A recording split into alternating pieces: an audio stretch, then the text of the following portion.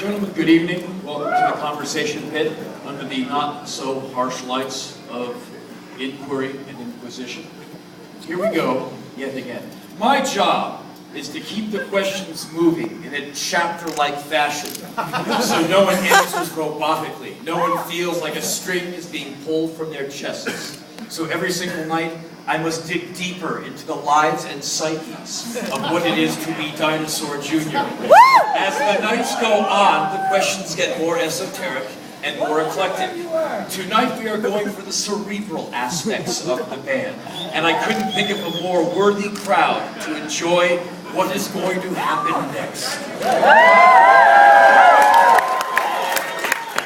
Gentlemen, the opening question is slightly esoteric, but this audience can handle it. When was it when you all realized that you had a definitive sound? And if you did come to this conclusion, what, if anything, did you do to further realize it or help it evolve?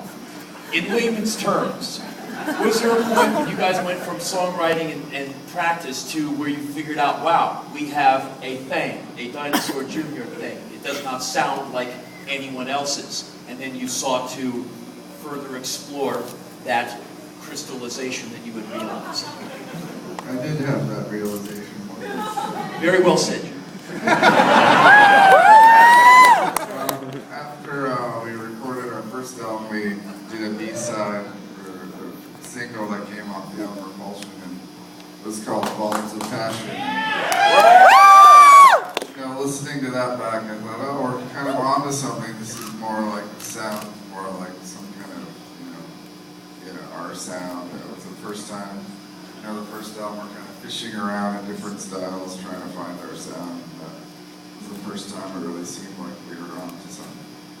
Because listening to the first three Dinosaur Jr. records, the first one called Dinosaur, the second one, You're Living All Over Me, the third one, of course, Bug, to me, it's like this steady sharpening and refining of that sound, where the second album sounded different than the first. The third album sounded more refined than the second. Not in a way where it was cleaned up. Actually, they got more and more heavy as they went.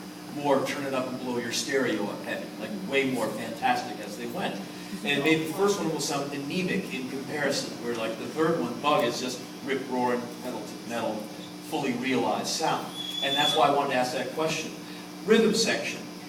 For you guys. They've never been addressed in such a utilitarian fashion.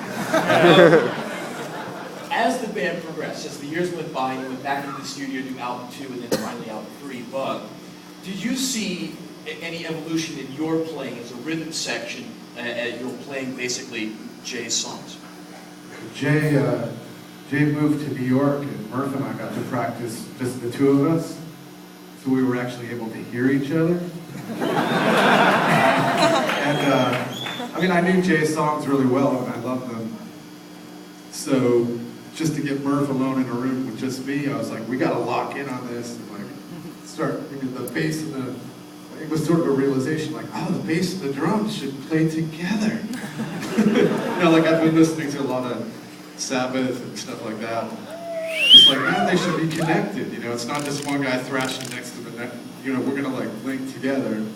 And when Jay went away for a while, and we practiced just the two of us, and we're learning the new songs that Jay was writing for You're Living All Over Me, that's when he and I started really connected. Because to me, that's the most noticeable part of the evolution of those records, is the rhythm section is cohesing to where it's not just a drummer and a bass player, it's a rhythm section now.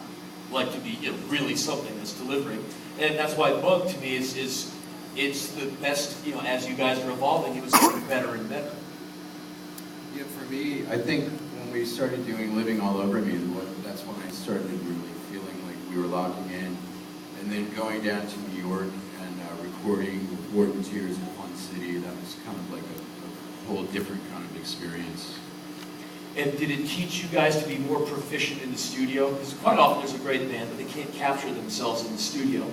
Where the Dinosaur Jr. records sound like you didn't have that problem. Or maybe I'm wrong, I'm just a fan and I like the records, but it sounds like those records are like no one choked. It sounds like they're really flat out. The second record especially, we didn't play those songs live quite a bit. Most of them, not all of them. But in Bug, actually, Jay he kind of wrote all of the drum parts and all the bass parts. So he kind of had it all locked in his head when he taught us that record. I mean, the other records were a little more, Murph and I kind of did our own thing on some songs, but on Bug, Jay just totally, he dictated and just was like, this is it. Well, just FYI, Jay Massa started out as a drummer and then went into guitar, so he plays both. So here's a question. Since the Reformation in 2005 or thereabouts, there's been two really good records, Beyond and Farm. Jay, when you write songs for Dinosaur Jr. now, do you write taking in what your rhythm section can do? Do you write around the power of that and factor it in? Yes, I do. Thank you.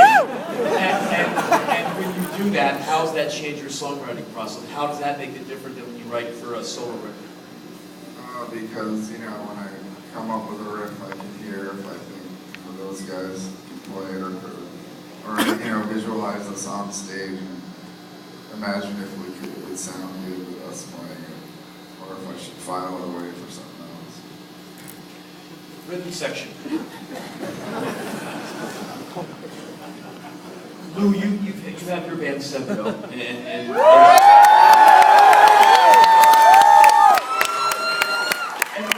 the music is quite good. And Murph, you spent quite a bit of time on the road with Evan Dando, our good friend from the Lemonheads. And both Sebadoh and the Lemonheads are very, very good bands, but they're very, very different to Dinosaur Jr. My question to you two is, what does it take to be the rhythm section in Dinosaur Jr.?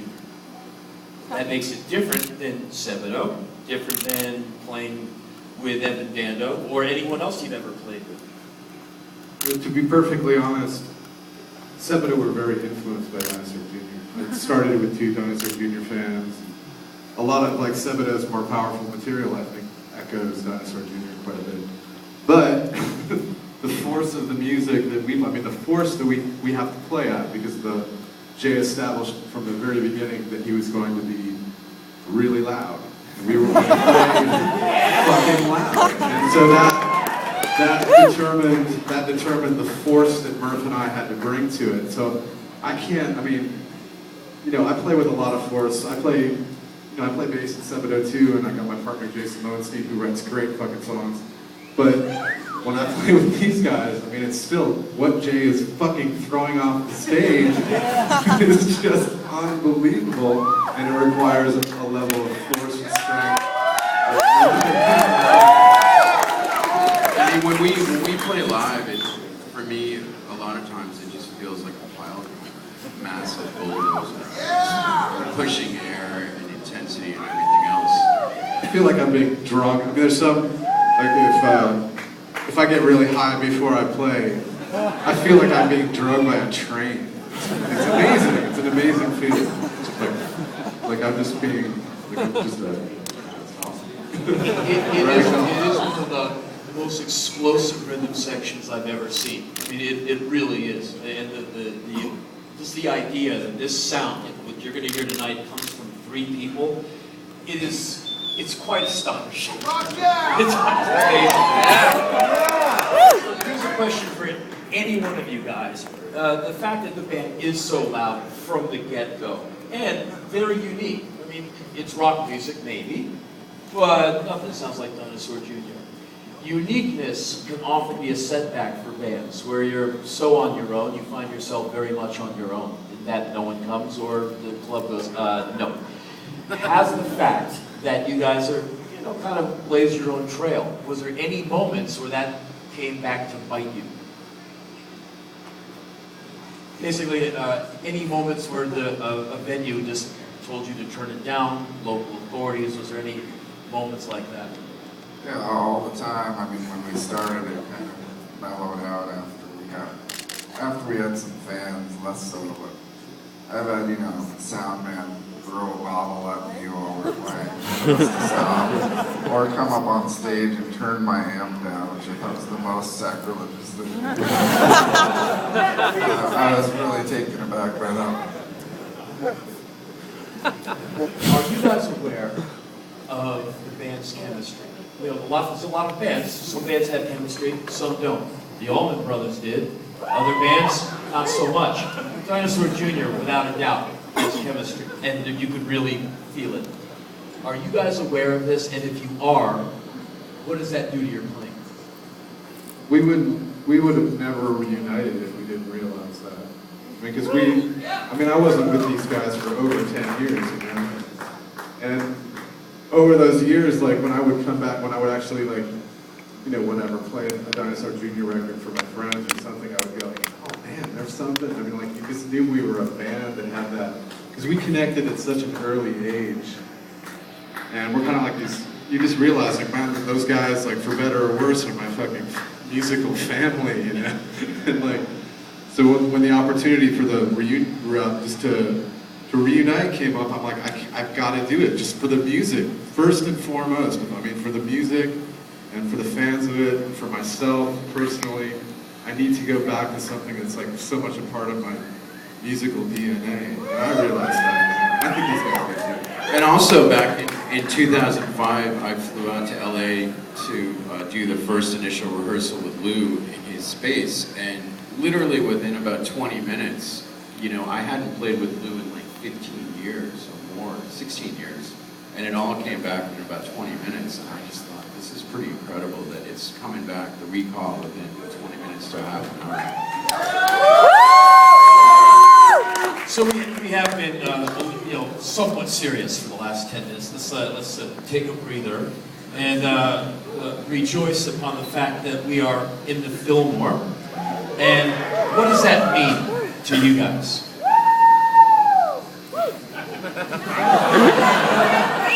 Well, we were talking about it earlier today. It doesn't mean nothing. I think they're just gathering their forces. It sounds really good in here. Like when you're on the stage and like, I mean, I've played here, you know, several times. I mean, with Dinosaur, without Dinosaur. And when you just start playing, when you have a good night, I mean, it's just really hard to have a bad night here. You're just open, just because of the way that the building sounds, and you know all these other people stood up here, and these people that are kind of like, you know, the guys that fucking made us change our band's name played on this. The real dinosaurs, the old guys. They made us change our name. Yeah, there is something to being in a venue where a lot of stuff has gone down. And I have a deja vu moment with this venue where before people come in, I stand at that door back there and I look at this stage and I just try and imagine Janis Joplin standing right there, or Grace Slick, or Pigpen, or any, you know, and you figured they were all here and you could walk right up to the front and see it. It must have been pretty great.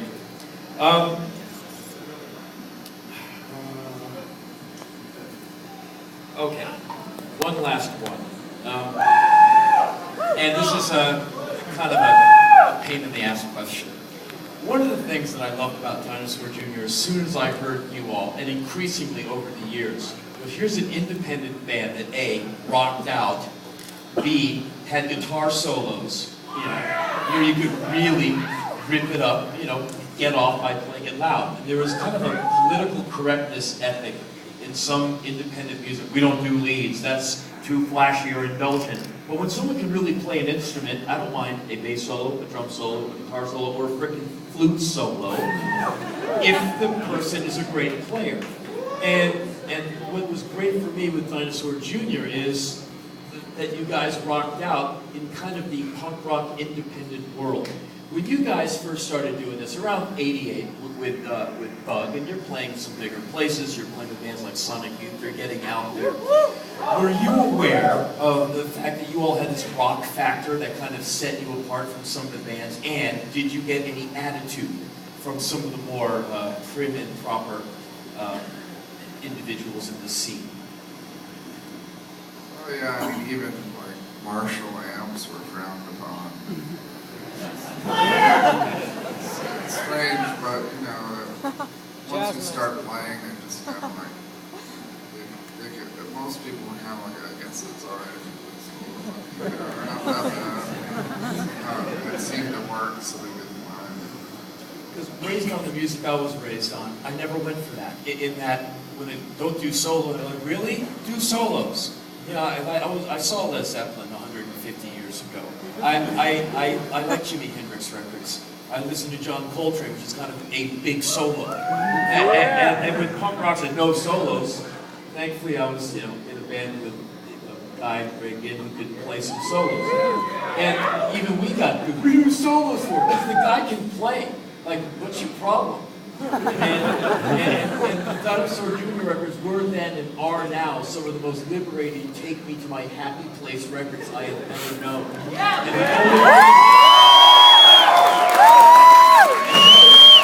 the only thing that rivals the experience of hearing Dinosaur Jr. on LP is hearing them live, which we should get onto sooner than later. Ladies and gentlemen, Dinosaur Jr.